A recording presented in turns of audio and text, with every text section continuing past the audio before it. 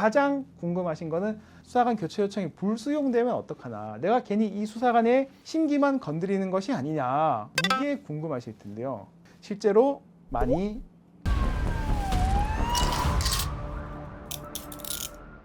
안녕하세요. 법률사무소 한해의 형사 전문 김봉준 변호사입니다.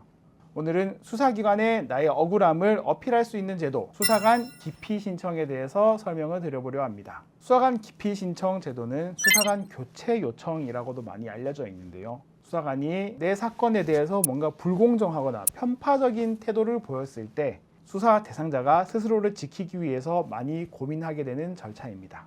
수사관 기피 신청 제도가 왜 필요한지, 그리고 실제로 민원인이 어떤 경우에 이 제도를 신청할 수 있는지, 그리고 받아들여지거나 받아들여지지 않았을 때 어떤 효과가 생길 수 있는지에 대해서 간단히 설명을 드려보겠습니다. 수사기관이 굉장히 막강한 권력을 가지고 있기 때문에 내 사건에 대해서 혹시나 편파적으로 수사를 하지는 않을까, 아니면 수사관이 지나치게 가혹하게 수사를 하지는 않을까, 이런 걱정을 늘상 할 수밖에 없습니다.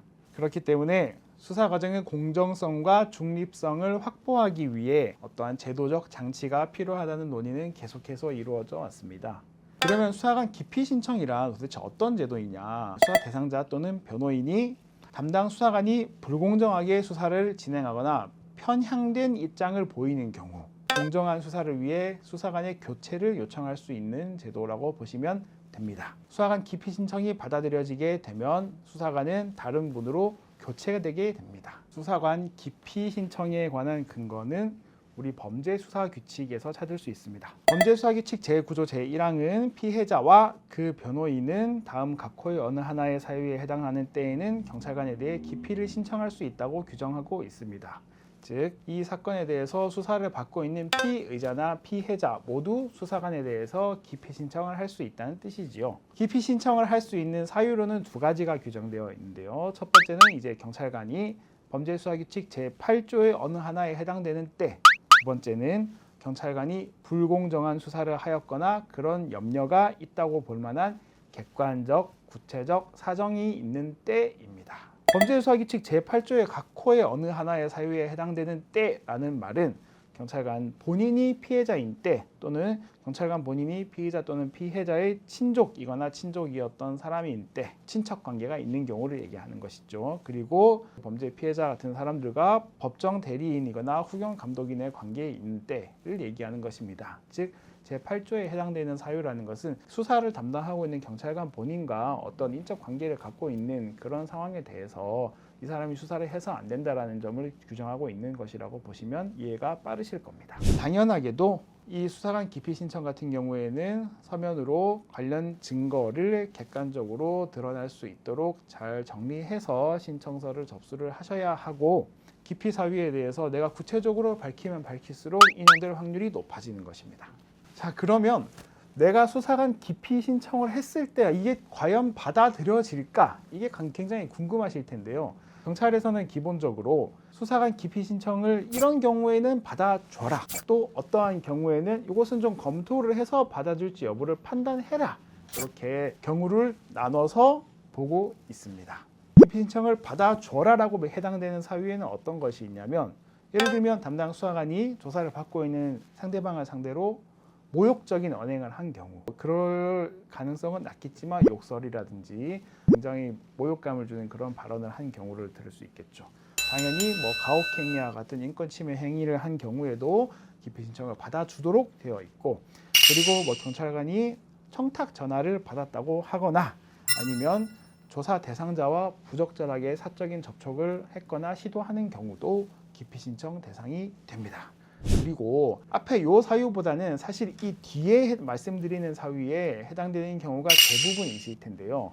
담당 수사관이 기타 불공정한 수사를 할 염려가 있거나 그렇게 볼 만한 객관적이고 구체적인 사정이 있는 경우에는 경찰관이 잘 검토를 해서 기피 신청을 받아들일지 여부를 판단을 해봐라 라고 되어 있습니다. 그렇기 때문에 내가 기피 신청을 하려고 하는 사유가 내가 앞쪽은 아니고 뒤쪽에 해당되는 사유로 기피 신청을 해야 될 것을 고민하고 있다고 하시면 조금 더 신중하게 접근해 보실 필요가 있습니다.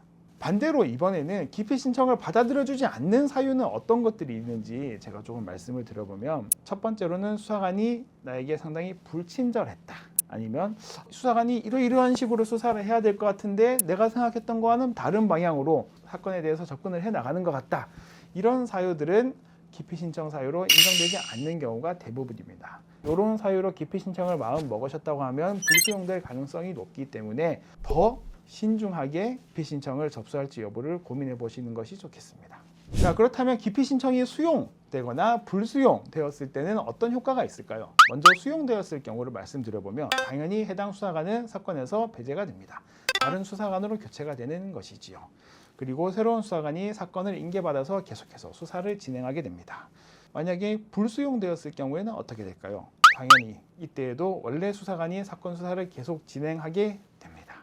수사관 교체 요청을 실제로 접수하시는 입장에서 가장 궁금하신 거는 수사관 교체 요청이 불수용되면 어떡하나, 내가 괜히 이 수사관의 심기만 건드리는 것이 아니냐, 이게 궁금하실 텐데요. 저는 제가 경찰을 하면서는 수사관 교체 요청을 받아본 적이 없지만 주변에 있는 경찰관들이 수사관 교체 요청을 받아서 실제로 재배당이 되는 사례도 보곤 했었는데 실제로 많이 괴로워하는 것 같습니다. 이 분과 내가 적절하게 소통을 하지 못했다라는 점에서 수사관들도 조금은 괴로움을 느끼는 것 같습니다.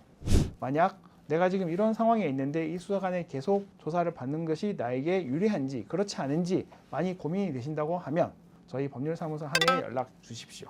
저희가 사건 내용을 상세히 들어보고 기피 신청을 신청할 실익이 있는지 판단을 해서 말씀을 드리겠습니다. 오늘은 수사관 기피 신청 제도에 대해서 알아보았습니다. 이 제도는 국민이 우리 수사기관에 대해서 목소리를 낼 수 있는 창구이자 수사 과정의 불균형을 해소할 수 있기 위해 마련된 최소한의 장치라고도 할 수 있습니다. 오늘 저희가 법률사무소 한해 김봉준 변호사가 나와서 수사관 기피 신청에 대해서 설명드렸는데 내용이 유익했다면 좋아요와 구독 부탁드리고 앞으로도 좋은 영상으로 많이 찾아뵐 테니 계속 시청해 주시면 감사하겠습니다.